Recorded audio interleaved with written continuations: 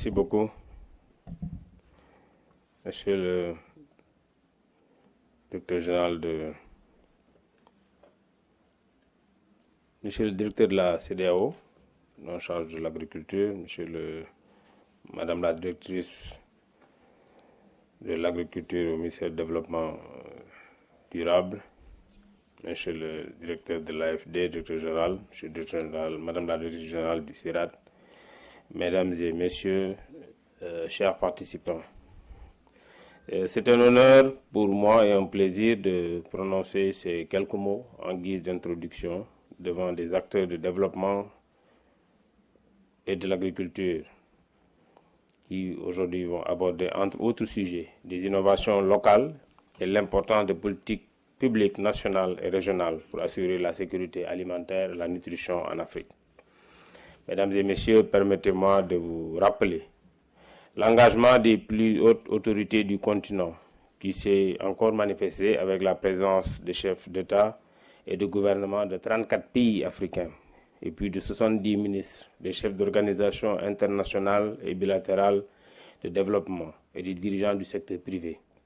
Réunis à l'occasion d'un sommet organisé par son Excellence M. Macky Sall, président de la République du Sénégal, et le président Adesina de la BAD, président du groupe de la BAD, sur le thème Sommet Dakar 2, Nourrir l'Afrique, souveraineté alimentaire et résilience, du 25 au 27 janvier 2023.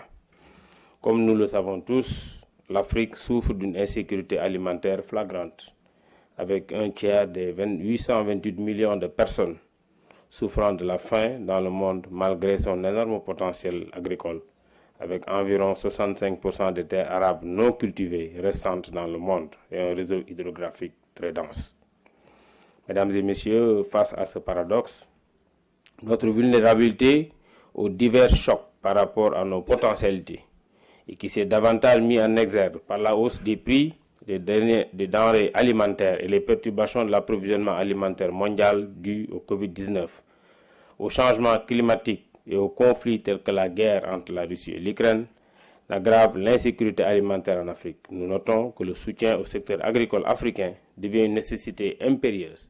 Il va dépendre d'une volonté politique et d'un engagement fort de la part des gouvernements africains, des partenaires au développement et du secteur privé, ainsi que l'intensification des programmes continentaux à fort impact.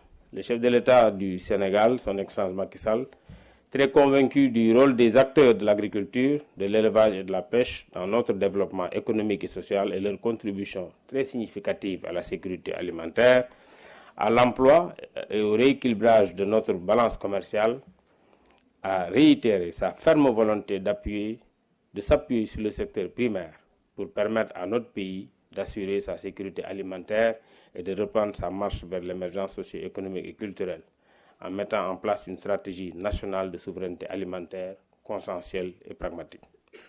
Cette vision se manifeste ainsi dans sa forte volonté politique d'envisager une mutualisation efficace et efficiente des ressources du secteur primaire pour assurer, à l'horizon 2028, à la population sénégalaise une alimentation saine, abondante, quantitative et nutritive à la portée de toutes les couches sociales du pays et dans le respect de l'équilibre de nos écosystèmes. Comment on a fait notre compact pour être plus concret et plus spécifique? Nous avions d'abord procédé à un état des lieux. Au Sénégal, quand je prends certaines denrées, parce que le principe d'abord, comme on le dit, l'Afrique nourrit les Africains, il fallait peut-être aujourd'hui, sans changer fondamentalement nos habitudes alimentaires, regarder ce que nous consommons et en produire à suffisance.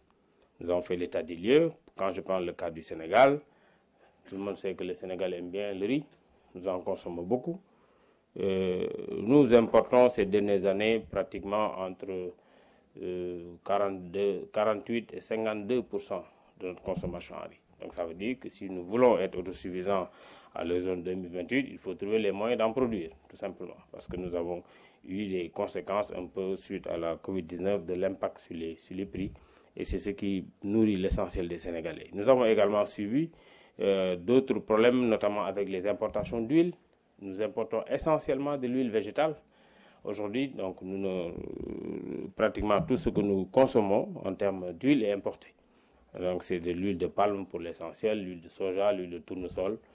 Nous produisons peut-être de l'huile d'arachide, mais nous n'en produisons pas suffisamment pour en consommer. Et même si on en produit suffisamment, le prix est relativement beaucoup plus élevé. Et donc par conséquent inaccessible.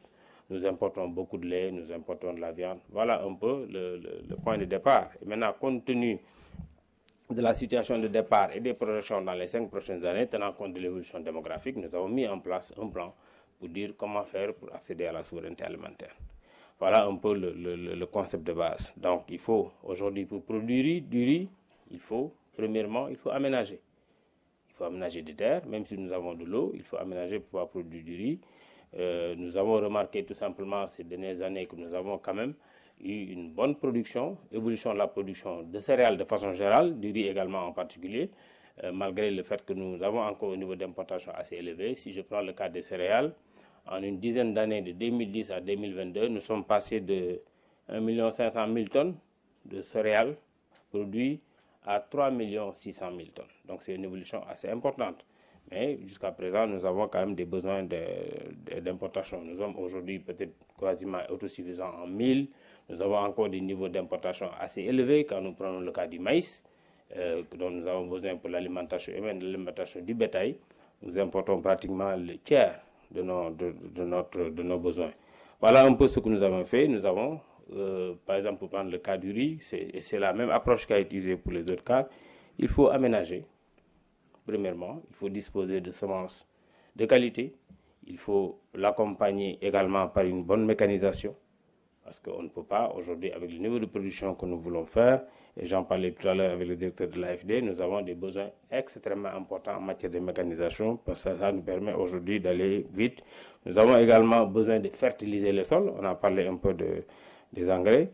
Et nous avons besoin, après, d'abord d'outils de récolte. Donc ça va également avec la mécanisation. Nous avons besoin de stockage, parce qu'il faut stocker pour pouvoir non seulement réguler le marché, mais limiter les pertes post-récolte, parce que je peux prendre quelques cas précis. Aujourd'hui, pour le cas de l'oignon, nous en importons actuellement chaque année, parce que tout simplement, malgré le fait qu'en termes de production, nous sommes autosuffisants, mais nous avons quelques soucis dans la conservation et dans la transformation. Il faut aujourd'hui transformer ce que nous produisons et avant de l'amener sur le marché. Voilà ce cycle qu'on a utilisé pour l'essentiel des céréales que nous avons fait, et ce qui nous a permis au Sénégal d'établir un plan pour être, disons, souverain du point de vue alimentaire, un plan qui tourne autour de 8 milliards d'euros, pour lequel nous avons soumis, dans le cadre du compact, à la Banque africaine de développement, à peu près 2,4 milliards de dollars.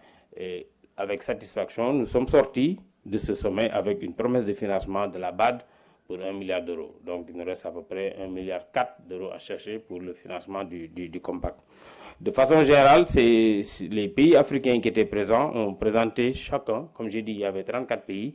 Chaque pays a défendu devant le président ou le chef de gouvernement son compact, devant la BAD et les différents partenaires. Les engagements globaux des différents partenaires ont tourné autour de 30 milliards de dollars. Donc aujourd'hui, nous sommes à la phase maintenant de finalisation de ces compacts et très certainement de pouvoir élaborer les plans de financement avec les différents partenaires. Nous pensons qu'avec cette approche, dans les 5 prochaines années, si en tout cas les plans se déroulent comme nous l'avons souhaité, et je pense que nous en avons tenu mot tout à l'heure avec le directeur de l'AFD, les différents pays africains pourront d'abord, c'est vrai sans avoir un esprit de se retourner tout simplement en dehors de se retourner sur soi-même et de ne pas prendre en considération les autres, mais on peut au moins assurer une bonne part de notre alimentation compte tenu de ce que j'ai dit tout à l'heure qui existe chez nous. Nous avons la terre, nous avons de l'eau et nous avons les bras. Je pense qu'avec ça, avec un peu de mécanisation et d'un accompagnement, nous devrons pouvoir nous en sortir. Je voudrais terminer mon propos par cette note d'espoir en vous rappelant que lors de la déclaration du sommet de Dakar, les participants avaient convenu que c'est à présent l'heure pour l'Afrique de se nourrir elle-même et d'exploiter pleinement son potentiel agricole pour contribuer à nourrir le monde. Je vous remercie de votre attention.